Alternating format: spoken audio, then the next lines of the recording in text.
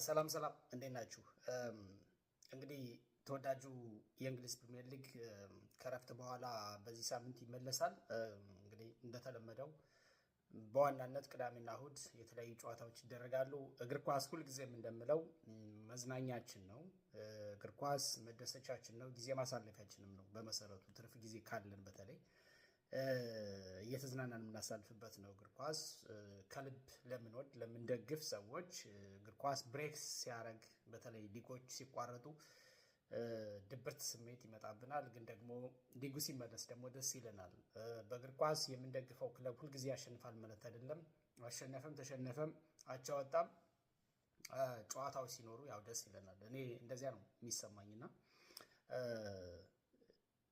በጋዜጠኝነት እንደ ስራም ስሰራው እንደ ስራ አይደለም የምቆጥረው። እግር ኳስ መመልከት እንደ መዝናናት ነው። በአንድ ድንጋይ ሁለት ወፍ ነው። ተዝናናለህ፣ ታያለህ፣ ከዛ ትዘግባለህ። እንደዛ ነው እና የስፖርት ጋዜጠኝነት ደስ የሚለውም ፓርቱ እሱ ነው። የእንግሊዝ ፕሪሚየር ሊግ ለማንኛውም ናፍቆን ነበረ፣ ተመልሷል። እንግዲህ ያው እንደተለመደው ስለ አርሰናል ነው ሞር ማወራው። አርሰናል ማይክል ኦሊቨር የተባሉ አስቸጋሪ ሰው፣ አስቸጋሪ ዳኛ ማለት እሳቸው ናቸው የቶትንሃም እና የአርሰናል ጨዋታ የሆዱን ጨዋታ። አርሰናል በእንቅርት ላይ ጆሮ ደግፍ ስል ምን ለማለት ፈልጌ ነው፣ ያው አርሰናል ቤት ይታወቃል። አሁን በርከት ያሉ የጉዳት ዜናዎች አሉ። ይሄ የጉዳት ዜና ቀላል አይደለም። ወሳኝ ወሳኝ ተጫዋቾች ናቸው የተጎዱባቸው። እንደገና ከጉዳትም እንኳን ይመለሳሉ የሚሉ አንዳንድ ጭምጭምታዎች አሉ። ለረጅም ጊዜ የተጎዱት ለምሳሌ እንደነ ጋብሪኤል ጄሱስ እንደነ ካይ ሃቨርት እና ሌሎችም እነ ማዱኬ እነ ኦዲጋርድ በጣም ረጅም ጊዜ አይባልም፣ ግን ቢሆንም ጉዳት ላይ ነው የቆየው። እንደዚህ የሚባሉ ተጫዋቾች እንኳን ተመለሱ ብንል ዳይሬክት የመጀመሪያ አሰላፊ ላይሆኑ ይችላሉ። ሜይ ቢ ተቀይረው ነው ሊገቡ የሚችሉት። ቢገቡም ብዙ ጊዜ ከጉዳት የተመለሱ ተጫዋቾች ፊት አይሆኑም። ይሄ ሁልጊዜ የምናየው ነገር ነው። ከጉዳት የተመለሰ ተጫዋች የነበረውን አቋም ይዞ አይመለስም። አንድ ጨዋታ አድርጎ ሁለት ጨዋታ አድርጎ ሶስት ጨዋታ እያለ ነው ራሱን እያሻሻለ፣ ለዛውም ጉዳቱ ካላገረሸ ዳግም ካልተጎዳ እንጂ። አንዳንድ ተጫዋች ደግሞ ጉዳት ሲደጋገምበት አቋም ወርዶ በዛው የሚቀርበት አጋጣሚ አለ። እንደ ምሳሌ ኦዲጋርድ መጥቀስ እንችላለን። ባለፈው የውድድር ዓመት በነገራችን ላይ ጉዳት ሲደጋገምበት ከሲዝኑ የሆነ ጨዋታዎች በኋላ አቋም ወርዶ በዛው ቀረ። እንደውም እስኪተች ድረስ እንደዛ የሚወዱ ደጋፊዎች ትችት እስከሚሰነዝሩበት ድረስ አቋሙ የወረደበትን አጋጣሚ እናስታውሳለን። እና በዚህ ዓመትም አሁን ከጉዳት የሚመለስ ተጫዋች ሁልጊዜ አትተማመንበትም። እንዴት ሆኖ እንደሚመለስ አታውቅምና አሁን እርግጠኛ የሚሆነው በአሁኑ ሰዓት ፊት የሚያደርገውን ጥሩ የሚጫወተውን ተጫዋች ነው። ስፖርት ደግሞ ከረንት ፐርፎርማንስን ቤዝድ ያደረገ ነው እንጂ ስላለፈ አቋም ስላለፈ ምናምን ብዙም እንትን ኮንሰርን አያደርግም እሱ። እና አሁን ላይ ያለው ነገር ነው በስፖርት ከረንት የሚባል ነገር ነው በስፖርት ዋጋ ያለው ሁልጊዜ። እና ትንሽ አርሰናል ቤት አሁን ጉዳት መብዛቱ፣ አሁን አክቲቭ የነበሩ ተጫዋች መጎዳታቸው፣ ከዚህ በፊት ጉዳት የነበሩት ይመለሳሉ የሚል መልካም ዜና ቢኖር በምን ሁኔታ እንደሚመለሱ ባለመታወቁ ምክንያት ትንሽ ስጋት አለ። ግን በሌላም ቪዲዮ እንዳልኩት አርሰናል የድሮ አርሰናል አይደለም። ቢያንስ በስኳድ ጥልቀቱ የተሻለ ነው ከሌላው ጊዜ።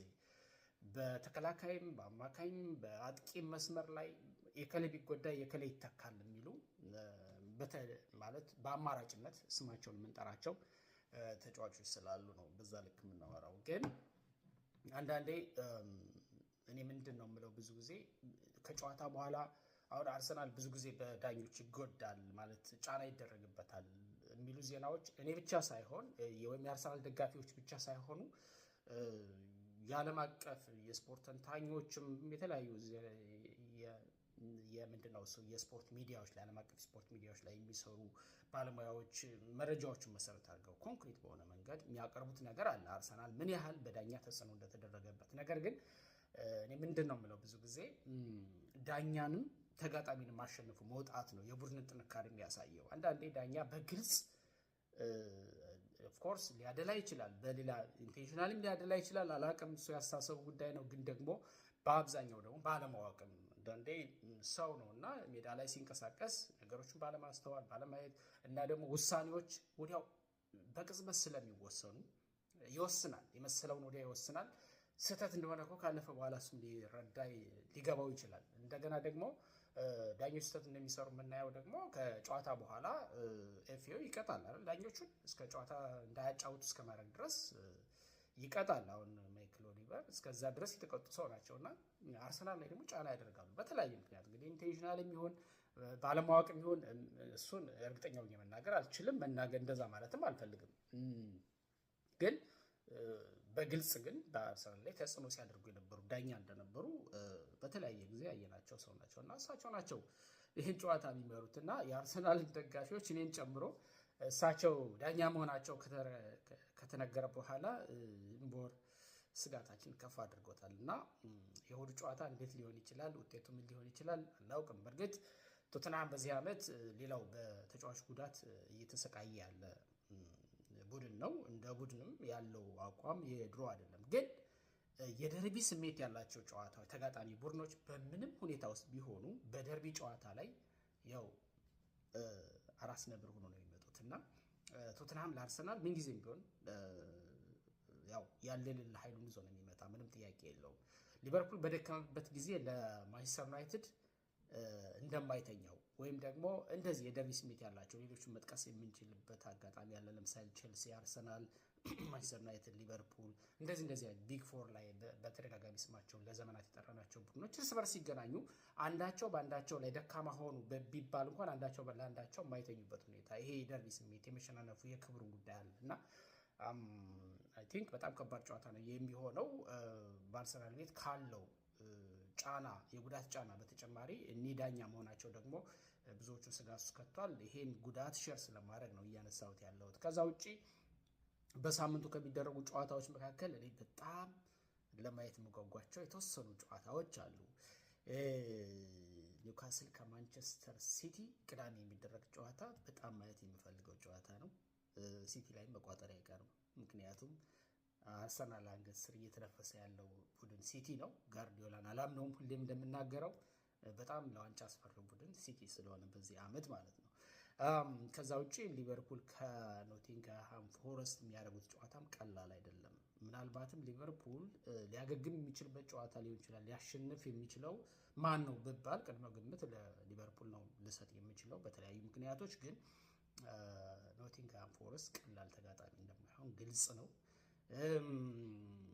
ሌሎችም ጨዋታዎች አሉ።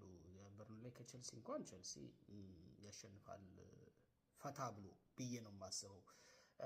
ከዛ ውጭ ያው ቀደም ብዬ እንደገለጽኩት ወሳኙ ጨዋታ የእሁዱ አርሰናል ከቶተንሃም የሚያደርጉት የደርቢ ጨዋታ ነው። እሱን ሁሉም ሰው በጉጉት የሚጠብቀው ይመስለኛል። በዚህ ዕለት ግን የማይናቅ ግምት የሚሰጠው ሊድስ ዩናይትድ ከአስቶን ቪላ የሚያደርጉት ጨዋታ ቀላል ግምት የሚሰጠው አይደለም። በጣም አሪፍ ጨዋታ እንደሚሆን ተስፋ አደርጋለሁ።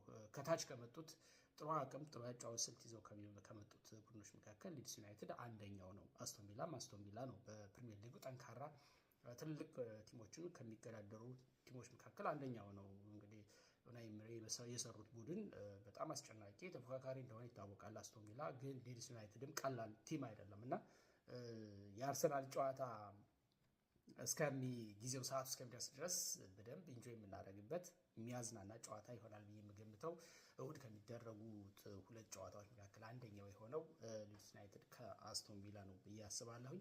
እንግዲህ የአርሰናል እና የስፐርስ ወይም የቶተንሃም ሆትስፐር ጨዋታ እሁድ ነው የሚደረገው። ሁሉም ሰው በጉጉት የሚጠብቀው ነው ብዬ አስባለሁ። አርሰናል የማይደግፉም በአርሰናል ላይ ለመቋጠር፣ የአርሰናል የሚደግፉም ደግሞ ለአርሰናል የአሸናፊነቱን እና መሪነቱን እንዲያጠናክር አሁን በዚህ ክራይሲስ የጉዳት በጣም ክራይሲስ በገጠመው ጊዜ አሸናፊነቱን አረጋግጦ አርሰናል ዘንድሮ ጠንካራውና ለዋንጫ እስከ ጥግ ድረስ የሚፎካከረው ቲም ናቸውን ለማየት በጉጉት የሚጠብቁት ነው ብዬ አስባለሁ። እኔ በግሌ እንደዛ ነው በጉጉት እየጠበቅኩት ነው ያለሁት። ድል ለገነርስ እላለሁኝ። ይመቻችሁ።